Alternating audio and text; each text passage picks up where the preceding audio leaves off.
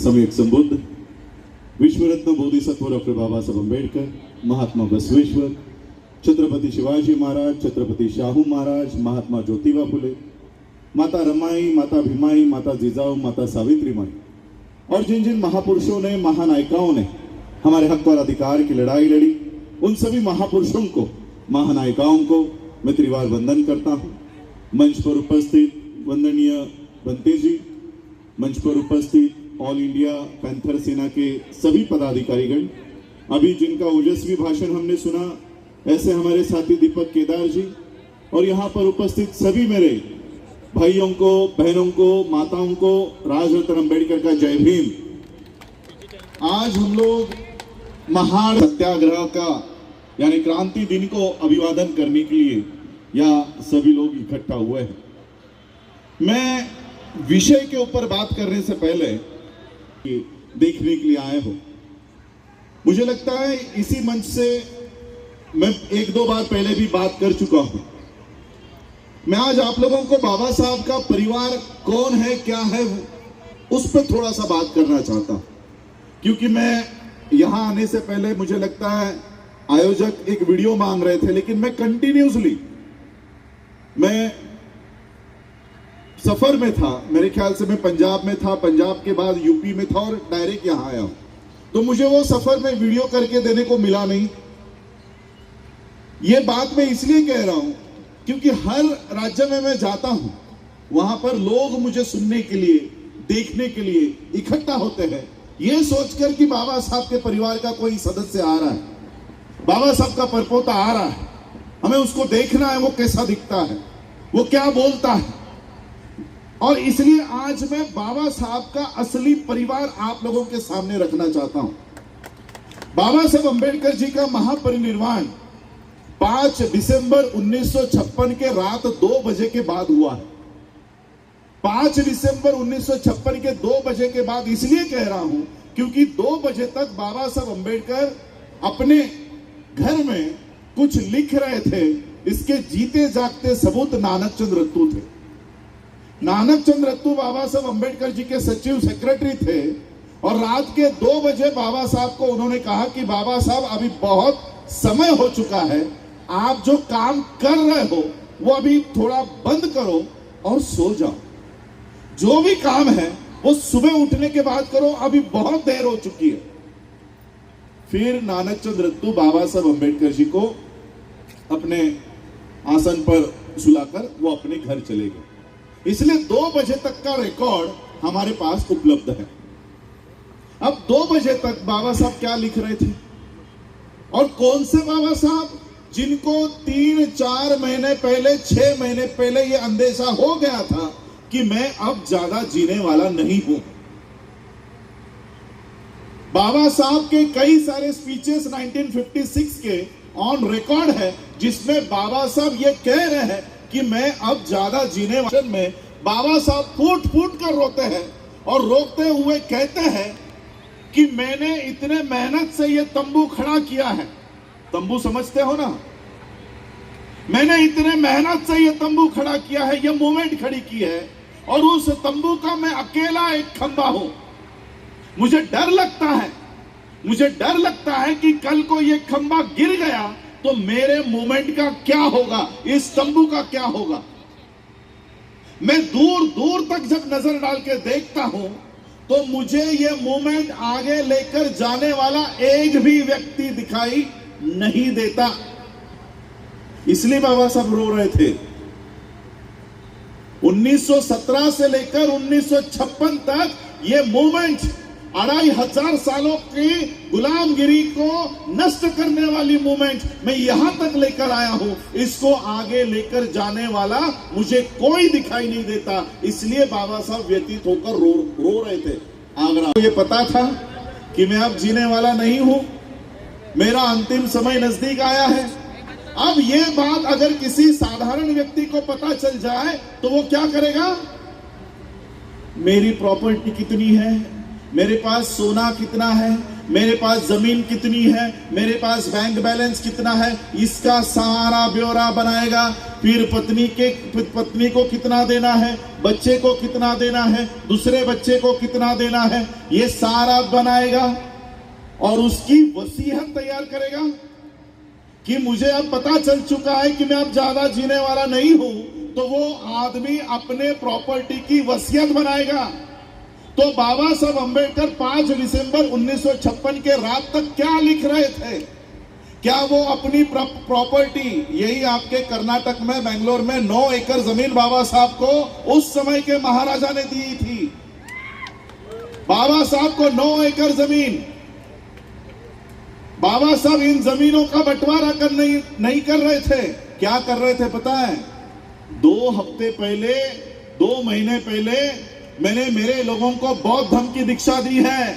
मेरे जाने के बाद मेरे लोगों ने बौद्ध धर्म का सही से पालन करना चाहिए, उसका सही से उसके ऊपर अनुकरण करना चाहिए। इसलिए रात के 2 बजे तक बाबा साहब अपने प्रॉपर्टी का हिसाब किताब नहीं कर रहे थे। बुद्ध का धम्म सही से फॉलो करो, इसलिए बुद्ध और उनका धम्म, द बुद्ध एंड इस धम्म का प्रीफेस लिख रहे थे कि मेरे जाने के बाद इस धम्म का सही से इस्तेमाल करना, इसका पालन करना, इसके ऊपर अनुकरण करना, वो किताब लिख रहे थे। यानी अंतिम समय तक एक साधारण व्यक्ति जब उसको पता है कि मैं अब मरने वाला हूं, तो उसको अपने बगल में अपनी पत्नी चाहिए होती है, बच्चे चाहिए होते हैं कि मैं जाते जाते अपने परिवार को देखता जाऊं। बाबा साहब जब अपनी अंतिम सांस ले रहे थे, तब उनके जहन में, उनके याद में, उनके विचार में उनका परिवार नहीं था, आप सब लोग थे कि मेरे जाने के बाद मेरा समाज सही से चलना चाहिए। और इसलिए मैं आज आपको यह बात बताने के लिए खड़ा हुआ हूं कि बाबा साहब अंबेडकर का असली परिवार ये जो यहां खड़ा है, ये नहीं है। बाबा साहब का असली परिवार ये जो मेरे सामने बैठा है, ये है। हर वो व्यक्ति जो बाबा साहब के विचारों पे चलता है, वो बाबा साहब का वंश है, बाबा साहब का परिवार है।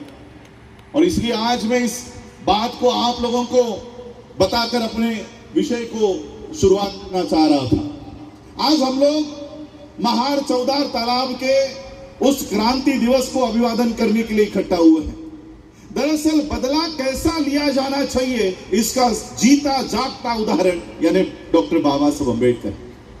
अब सभी लोगों को पता है कि डॉक्टर बाबा साहब अंबेडकर जी को बचपन में, जब बाबा साहब स्कूल के दरवाजे के, उस क्लासरूम के दरवाजे के बाहर बैठकर पढ़ाई किया करते थे, तो पानी पीने तक का अधिकार बाबा साहब को नहीं मिला था। पानी पीने का अधिकार नहीं मिला था। ये बात मैं इसलिए बता रहा हूं कि कर्नाटक के लोग ये सीखें कि बदला कैसे लिया जाता है।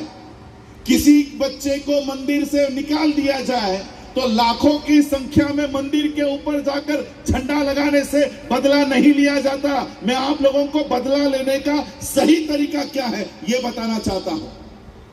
बाबा साहब को जब बचपन में पानी पीने नहीं दिया गया, तो बाबा साहब वो हांडी मटका फोड़ने नहीं बैठे थे।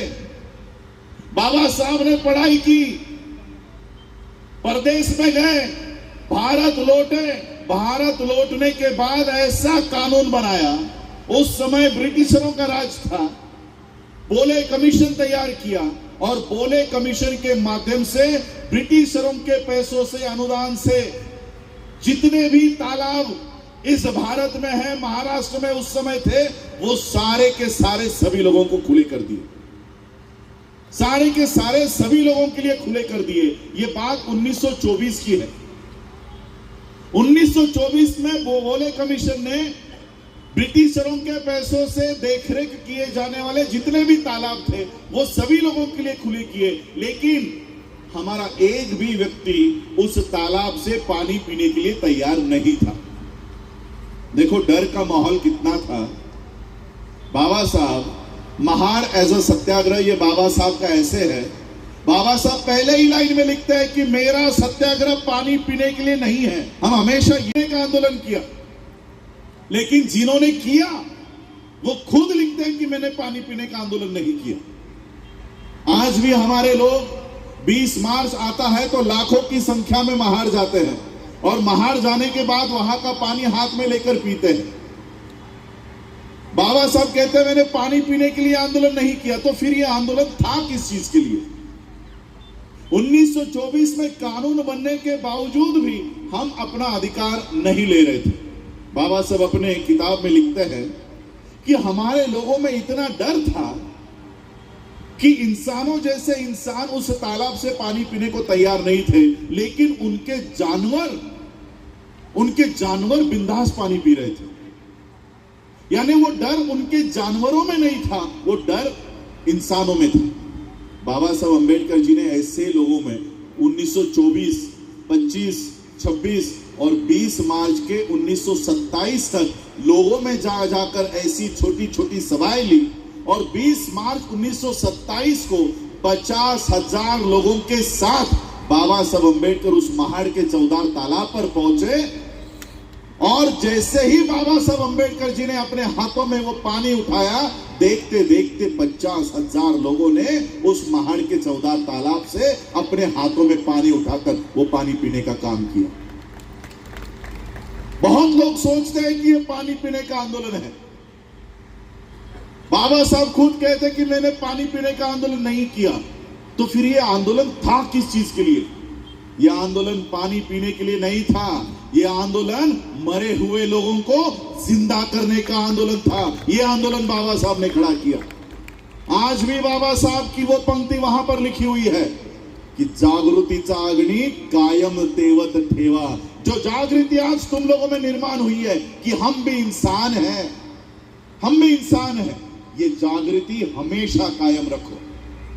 बाबा साहब अंबेडकर जी को जिस बचपन में घड़े से पानी मना कर दिया गया था, बाबा साहब ने ऐसा कानून बना दिया कि महाड़ के चौदार तालाब का पानी बाबा साहब ने सबके लिए खुला किया। दूसरा बदला लेने का तरीका और बताता हूं। बाबा साहब अंबेडकर जी, उनके पिताजी मिलिट्री में थे, सूबेदार थे, मेजर थे। 6-6 महीने, 1-1 साल, 2-2 साल बाबा साहब के पिताजी अपने घर नहीं जा पाते थे। बाबा साहब के पिताजी का बाबा साहब पर बहुत प्यार था। वो भी सोचा करते थे कि मुझे घर जाना है, मेरे विधवा को देखना है, बेटे को देखना है, लेकिन मजबूरी थी, काम के वजह से वो घर नहीं जा पाते थे। लेकिन जब बाबा साहब अंबेडकर जी के पिताजी का ट्रांसफर घर से 150-200 किलोमीटर की दूरी पर हुआ, तो पिता को लगा कि अब मैं घर से थोड़ा नजदीक हूं, मैं तो घर नहीं जा सकता, लेकिन अब विधवा बड़ा हो चुका है, वो तो मुझे मिलने के लिए आ सकता है। तो बाबा साहब के पिता ने बाबा साहब के नाम पे तार करी कि मैं यहां पर मेरी पोस्टिंग हुई है, तुम लोगों की स्कूलों को अगर छुट्टियां लग गई हो तो मुझे मिलने के लिए आ जाओ। ये टेलीग्राम मिला। बाबा साहब ने सोचा पिता को मिलने जाना है, तो बाबा साहब के बड़े भाई और बहनों के 2 बच्चे, इन 4 बच्चों ने बाबा साहब के पिताजी को मिलने जाने का तय किया। पिता ने लिखा कि जिस दिन आने वाले हो मुझे टेलीग्राम करके बता देना कि कौन सी ट्रेन से आने वाले हो, मैं स्टेशन पे किसी ना किसी को लेने के लिए भेज दूंगा। अब बाबा साहब ने टेलीग्राम किया कि हम इस दिन में ये ट्रेन पकड़ कर आ रहे हैं। अब ये टेलीग्राम बाबा साहब अंबेडकर जी के पिताजी के ऑफिस में आ पहुंचा और जिसको ये टेलीग्राम मिला उसने बाबा साहब के पिताजी को ये टेलीग्राम दिया ही नहीं। अब पिता को पता नहीं कि बच्चे कब आने वाले हैं। बच्चों ने तय समय पर ट्रेन पकड़ी, जिस स्टेशन पे उतरने को कहा गया था वहां पर उतरे और वो अपने पिता की राह देख रहे हैं कि पिताजी आएंगे या किसी को भेजेंगे। ट्रेन आकर चली गई, सभी लोग अपने अपने दिशा में चले गए। ये बच्चे वैसे ही स्टेशन पर अपने पिता की या किसी सर्वेंट की राह देख रहे थे कि हमें लेने के लिए कोई आएगा। स्टेशन मास्टर ने देखा कि ये 4 बच्चे स्टेशन पर ऐसे ही खड़े हैं। स्टेशन मास्टर बच्चों के पास आया, बच्चों को पूछा कि तुमको लेने के लिए कोई आया नहीं? बाबा साहब ने टेलीग्राम बाहर निकालकर कहा कि हमारे पिताजी यहाँ सूबेदार मेजर है, हमें इस पते पर जाना है, शायद हमारा टेलीग्राम हमारे पिताजी को मिला नहीं है, हमें इस पते पर भेजने की व्यवस्था कीजिए। स्टेशन मास्टर को लगा बड़े अफसर के बच्चे हैं, उसने बगल में खड़ी बैलगाड़ी वाले को बुलाया और कहा कि देखो बड़े अफसर के बच्चे हैं, इनको इनके पिता के पास छोड़कर आओ। उस बैलगाड़ी वाले ने सभी बच्चों को बैलगाड़ी में बैठने के लिए कहा और ये बैलगाड़ी बाबा साहब के पिताजी के ऑफिस के लिए निकली। रास्ते में बैलगाड़ी वाला उन बच्चों से बात करने लगा और बात करते करते उनकी जाति पूछने लगा कि कौन जाति से हो। बाबा साहब ने कहा कि हम महार हैं। जैसे ही उस गाड़ी वाले को पता चला कि ये अछूत जाति के लोग हैं, उसने गाड़ी रोकी, सभी बच्चों को गाली देकर नीचे उतारा। बाबा साहब के पास ज्यादा पैसे थे। बाबा साहब ने कहा ये पैसे रख, लेकिन हमको अपने पिता के यहां पहुंचा। पैसों के लालच में गाड़ी वाले ने कहा कि ठीक है, लेकिन तुम लोग अछूत हो, मेरे बगल में तुम बैठ नहीं सकते, मेरे गाड़ी के पीछे चलते चलते आओ। अब ये गाड़ी, ये सफर बाबा साहब का शुरू हुआ। गाड़ी आगे चल रही है, पीछे 4 बच्चे चल रहे हैं। 2-3 किलोमीटर चलने के बाद बाबा साहब को प्यास लग गई। बाबा साहब ने गाड़ी वाले से कहा कि आपके पास जो पानी पड़ा है वो थोड़ा सा पिला दो, मुझे बहुत प्यास लगी है। गाड़ी वाले ने कहा तुम लोग अछूत हो, इसलिए मैं अपना पानी तुम्हें पिला नहीं सकता। आगे कोई नदी तालाब आता है तो मैं वो गाड़ी रोक लूंगा, तुम लोग पानी पीकर आ जाना। 1-2 किलोमीटर और चलने के बाद गाड़ी वाले को कुछ नदी तालाब दिखाई दिया। उसने गाड़ी रोकी, बच्चों को कहा वो देखो आगे पानी दिखाई दे रहा है, जाओ पी कर आओ। ये बच्चे भागते भागते उस पानी के तालाब के पास गए। नजदीक जाकर देखते हैं तो क्या कि ये तो सारा कीचड़ है, ये सारा गंदा पानी है, पानी सूख चुका है, लेकिन प्यास लगी थी, करे क्या। बाबा साहब ने वो मट्टी हटाई और जो काला गंदा पानी ऊपर आता है वही चारों बच्चों ने झुककर पिया। सारे कपड़े मैले हो गए, मुंह मैला हो गया। और 1-2 किलोमीटर चलने के बाद बाबा साहब अपने पिताजी के पास पहुंचे। पिता ने दूर से देखा, ये तो मेरे बच्चे हैं, इनकी क्या हालत हो गई है, क्या अवस्था हो गई है, इनके साथ क्या हुआ होगा। ये पिता को अंदेशा हो गया कि मेरे बच्चों के साथ क्या हुआ होगा। बाबा साहब दौड़ते दौड़ते अपने पिता के पास गए, उनको गले लगाया और रोते रोते बाबा साहब ने पिता से पूछा कि हमारे साथ ऐसा बर्ताव क्यों किया जाता है, हमें पानी पीने का अधिकार क्यों नहीं है, हमें बैलगाड़ी में बैठने का अधिकार क्यों नहीं है, हमारे साथ ऐसा सलूक क्यों किया जाता है। बाबा साहब के पिताजी के पास के इन सवालों का कोई जवाब नहीं था।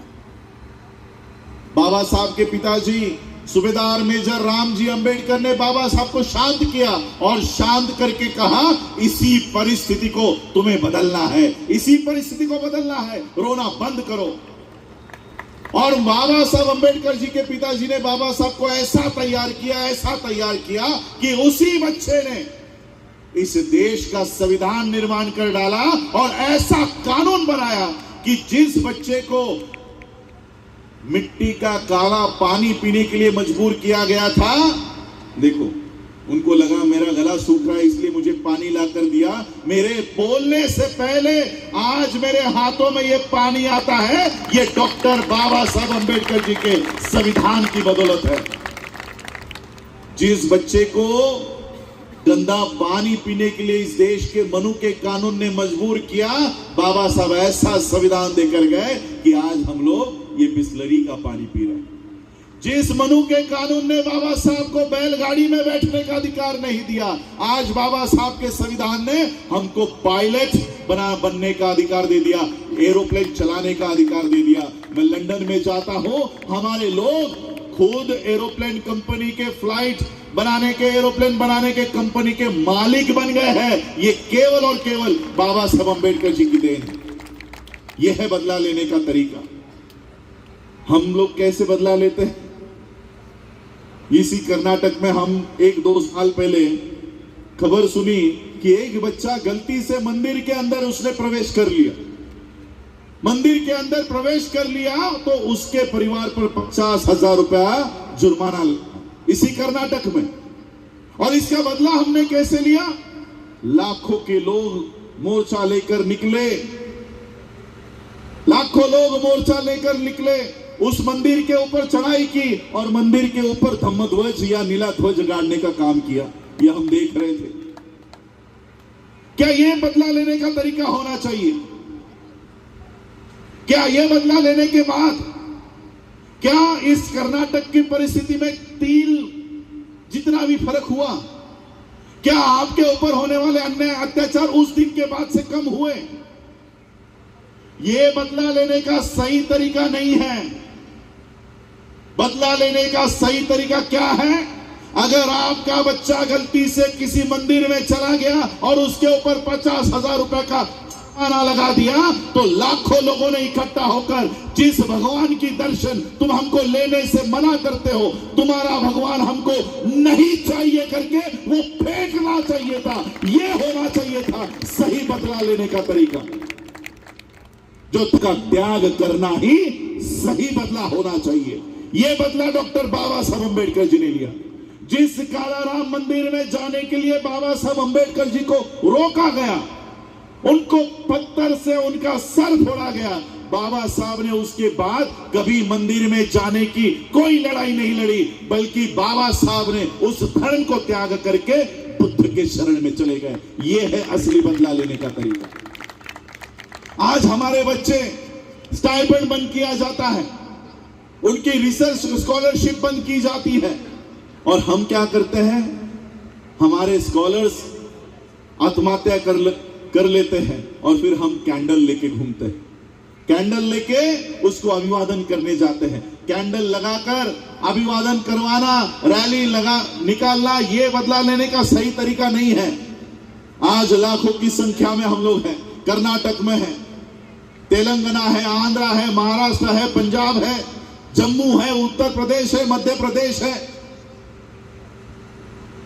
सारे लोग इकट्ठा होकर हजार रुपया भी अगर हम निकालें, तो आज हम इस महाराष्ट्र में, यूपी में, पंजाब में, कर्नाटक में, हर राज्य में हम अपने अपने खुद के यूनिवर्सिटीज खोल सकते हैं। इतना पैसा हमारे पास खुद के पास है, लेकिन हमारे पास विजन नहीं है। जो दूरदृष्टि बाबा साहब के पास थी, आज वो दूरदृष्टि हम खो चुके हैं। केदार भाई ने सही कहा। आज हम लोग नौकरियों में, गाड़ियों में, बंगलों में हम व्यस्त हो चुके हैं। वहां से बाहर निकलने को हम तैयार नहीं है, कंफर्ट जोन में चले गए, और इसलिए इस कंफर्ट जोन से बाहर आना जरूरी है। आज इस देश का संविधान तहस महस किया जा रहा है। ये इंडिकेटर्स हैं। बाबा साहब के पुतले को, बाबा साहब के फोटो को प्रताड़ित करना, उसका अपमान करना, ये इंडिकेटर्स हैं कि भारत का संविधान कहीं ना कहीं हटाया जा रहा है। क्या दिक्कत है इनको? पूरा संसद तुम्हारे कब्जे में है, पूरी राज्यसभा तुम्हारे हाथों में है, सारे सुप्रीम कोर्ट में तुम्हारे दलाल बैठे हुए हैं, सारा मीडिया तुम्हारी दलाली कर रहा है, पूरा देश तुम्हारे हाथ में है। क्या संविधान का कोई एक आर्टिकल इस देश के प्रधानमंत्री को काम करने से रोक रहा है? बताओ मुझे, कौन सा वो आर्टिकल है जो इस देश के प्रधानमंत्री को देश चलाने से रोक रहा है? लेकिन फिर भी ये आपके कर्नाटक का एक कुत्ता हमेशा भौंकता रहता है, हेगड़े नाम का। इलेक्शंस के समय में भी ऐसे ही भौंक रहा था कि हमें संविधान बदलना है, इसलिए हमें वोट दो। अरे पूरा देश तुम लोग चला रहे हो, बेच रहे हो, संविधान से क्या दिक्कत है? क्योंकि मेरी ट्रेन है, मुझे निकलना है, मैं एक आखिरी बात आप लोगों को बताकर अपनी वाणी को विराम दूंगा। क्या दिक्कत है इनको संविधान से? 26 नवंबर 1949 को बाबा साहब अम्बेडकर देश को संविधान देकर अपने दिल्ली के बंगलों पे गए। उनकी एक आराम कुर्सी हुआ करती थी, उस आराम कुर्सी पर बाबा साहब बैठे। बैठने के बाद बाबा साहब ने आंखें बंद कर ली और आंखें बंद करके वो सोचने लगे। सोचते सोचते पता नहीं उनके दिल में क्या चल रहा था, आंखों से आंसू बहने लगे। बगल में नानक चंद रत्तू खड़े थे। रत्तू ने देखा कि बाबा साहब रो रहे हैं अब बाबा साहब को कैसे उठाऊं और कैसे पूछूं कि आप क्यों रो रहे हो, ये हिम्मत उनको हो नहीं रही थी। इसलिए रत्तू बाबा साहब के पैरों के पास बैठे और पैर दबाते दबाते बाबा साहब से पूछा कि बाबा साहब, अभी आप भारत को एक अच्छा संविधान देकर आए हो, एक अच्छी व्यवस्था देकर आए हो, फिर किस बात का दुख है आपको, आप क्यों रो रहे हो? बाबा साहब ने आंखें खोली। बाबा साहब ने रत्तू से कहा कि रत्तू, मुझे मेरे बेटे की याद आ गई, मेरा बेटा राजरत्न। ये राजरत्न 2.5 साल का, मेरा नाम जो है ये मेरे दादाजी पे रखा हुआ है। बाबा साहब का बेटा यानी मेरा दादाजी हुआ। बाबा साहब के बेटे के याद पर मेरा नाम पड़ा, मेरे पिताजी ने वो नाम रखा। ये राजरत्न जब 2.5 साल का हुआ तब उसे डबल निमोनिया हो गया था। अब उस समय बाबा साहब की आर्थिक परिस्थिति थोड़ी अच्छी थी। जब इसको डबल निमोनिया हुआ तब कोई भी डॉक्टर इस बच्चे को हाथ लगाने को तैयार नहीं। अछूतों का बच्चा, कौन हाथ लगाकर अपवित्र होगा? इसलिए कोई डॉक्टर हाथ लगाने को तैयार नहीं, कोई नर्स भी उसको हाथ लगाने को तैयार नहीं। इसका परिणाम यह हुआ कि वो बच्चा घर में ही इलाज करवा रहा था। अब डबल निमोनिया से लड़ रहा बच्चा घर में तप रहा है, वो कितने दिन तक सरवाइव कर पाएगा और कितने दिन तक बाबा साहब उसके बगल में बैठे रहेंगे? तो बाबा साहब ने सोचा कि ऐसे बैठे रहने से अच्छा मैं अपने काम के लिए बाहर जाऊं। बाबा साहब अपने काम के लिए हाईकोर्ट के लिए गए। हाईकोर्ट में बाबा साहब जाने के बाद इस बच्चे का बुखार बढ़ते जा रहा था। माता रमाई ने देखा कि राजरत्न का बुखार बढ़ रहा है। माता रमाई ने बाबा साहब अंबेडकर जी के कार्यकर्ता को बुलाया और कहा कि बाबा साहब जहां कहीं पर भी हो उनको तुरंत घर लेकर आओ। ये कार्यकर्ता हाईकोर्ट पहुंचा, बाबा साहब को माता रमाई का संदेशा दिया। बाबा साहब को पता चल गया कि मैं बुखार से तपता हुआ बच्चा घर पर छोड़कर आया हूं, जरूर उसके साथ कुछ बुरा हुआ होगा। बाबा साहब ने सारे काम छोड़े, उस हाईकोर्ट के दरवाजे से तांगा किया, अपने उस चाली के सामने आकर वो तांगा रुका। बाबा साहब अपने 10 बाय 10 के मकान में बाबा साहब ने प्रवेश किया, उस बच्चे को अपने गोद में उठाया, उसको प्यार करने लगे, उसको लाड करने लगे। प्यार करते करते बाबा साहब को पता चला कि ये बच्चा तो कब का मर चुका है, ये तो कब का जा चुका है। बाबा साहब उस समय फूट फूट कर रोए, जमीन पर सर पटक पटक कर बाबा साहब रो रहे थे। कार्यकर्ताओं को पता नहीं चल रहा था कि साहब को शांत कैसे करें, क्योंकि ऐसी अवस्था में बाबा साहब को कभी किसी ने नहीं देखा था। बाबा साहब का बचपन का दोस्त मालू आगे आया, बाबा साहब को शांत किया और बाबा साहब को कहा कि बाबा साहब अभी बच्चे के शरीर पर अंतविधि कर लेना चाहिए। उस बच्चे का जो अधिकार है, अंतिम अधिकार है कि बाप के पैसे से अंतिम वस्त्र उसके शरीर पर डालना होता है, वो अंतिम वस्त्र लाने के लिए पैसे दो। बाबा साहब ने जेब में हाथ डाला, जेब में फूटी कौड़ी नहीं निकली। बाबा साहब अपने परिस्थिति पर फिर से फूट फूट के रोने लगे। बगल में माता रमाई खड़ी थी। माता रमाई को पता चल गया कि इस रोने की वजह कुछ और है। माता रमाई को पता चला कि बाबा साहब के जेब में राजरत्न के शरीर पर डालने के लिए, अंतिम वस्त्र खरीदने के लिए पैसे नहीं है। माता रमाई ने बदन पर की साड़ी फाड़ी और कफन के तौर पर, अंतिम वस्त्र के तौर पर उस राजरत्न को दी। माता पिता की आखिरी भेंट उस बच्चे को माता रमाई ने पहनाई और उस बच्चे का अंतविधि कर दिया। बाबा साहब को यह बात संविधान देने के बाद याद आई और यही याद करके बाबा साहब रो रहे थे।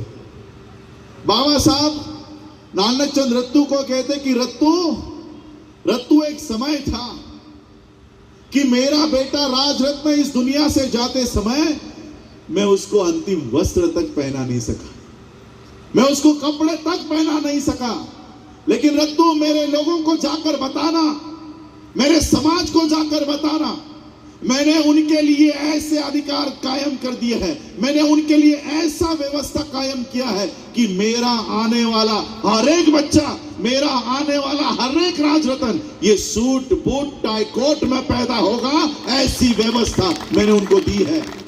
अमित शाह को, नरेंद्र मोदी को देश का संविधान नहीं हटाना, उनको देश के संविधान से दिक्कत नहीं है। ये समाज आज जो सूट बूट टाई कोट में आ रहा है, उनको इससे दिक्कत है और इसलिए वो इस देश के संविधान को हटाने की बातें करते हैं। और इसलिए आज आप लोगों को इकट्ठा होना होगा, आपसी मतभेद भुलाकर इकट्ठा होना होगा, आपसी संगठन को साइड में रख के आप लोगों को इकट्ठा होना होगा कि जो अधिकार बाबा साहब हमें देकर गए हैं उसको बचाने के लिए हमको इकट्ठा आना होगा। मैं इस संगठन का हूं, मैं उस संगठन का हूं, ये थोड़ी देर के लिए साइड रखो। आज हमारा दुश्मन हमारे दरवाजे तक आ चुका है, हमारे दरवाजे तक आ चुका है। आज सुबह में जब सफर कर रहा था स्टेशन से यहां तक की दूरी 3 घंटे की है, 2.5-3 घंटे की, उस दौरान मुझे यही बताया जा रहा था कि कई सारे संगठनों ने कहा नहीं अच्छा वो संगठन का कार्यक्रम है हम नहीं जाएंगे, इस संगठन का कार्यक्रम है हम नहीं जाएंगे। आज ऐसी परिस्थिति आ गई है कि आज हमें इकट्ठा होकर लड़ना होगा आपस में। देखो आज वो लोग इकट्ठा होकर तुम्हारे ऊपर चढ़ाई कर रहे हैं और हम बिखरे बिखरे। ऑल इंडिया पैंथर सेना के माध्यम से हो, बुद्धिस्ट सोसाइटी ऑफ इंडिया के माध्यम से हो, चाहे आप लोगों की जो भी संगठन है, हमको इकट्ठा होकर ये लड़ाई आज लड़नी होगी। आज ये जो परिस्थिति मैंने आपको बताई है, मैंने उस समय भी मुझे लगता है 26 जनवरी को ये शेर, ये कविता मैंने उस समय भी पढ़ी थी, आज भी पढ़ना चाहूंगा कि ये सारी परिस्थिति देखने के बाद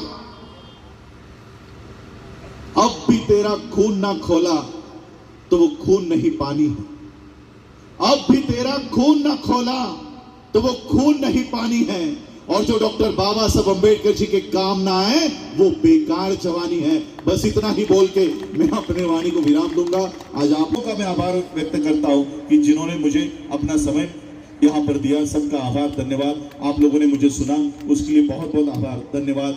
जय भीम, नमो बुद्धाय। धन्यवाद सर जी, जोर से तालियों के साथ। अभी यहाँ पर